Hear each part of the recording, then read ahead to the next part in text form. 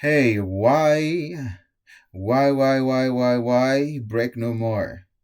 Why sticking to your values? This one is interesting because it's linked to your physical health. And it's surprising to envision that um, values could boost your physical health. So how? When you're out in alignment, when you don't know your values, you're just doing shit like here and there and here and there, and it's not you. It's not what you want. It's not what you need. It's not your values, right? And because it's not, and because you're still searching for something that it's more you, that it's more into whatever you want, whatever you need, it creates stress, so much stress because you're wondering about everything.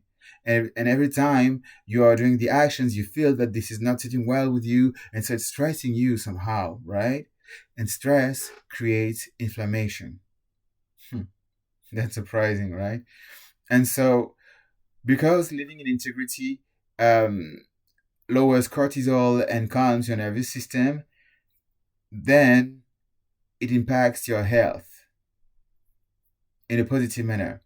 Integrity with your values, so alignment with your values, integrity with your values lowers cortisol, so stress hormone, and it calms your nervous system. Nervous system, okay? Um, so yeah, you have less chronic stress in your job because you're just like flying over the bullshit, like because your values.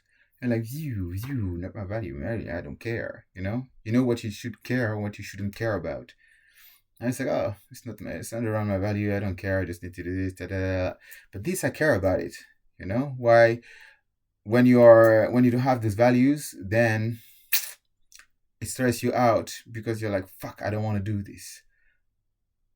You care about it.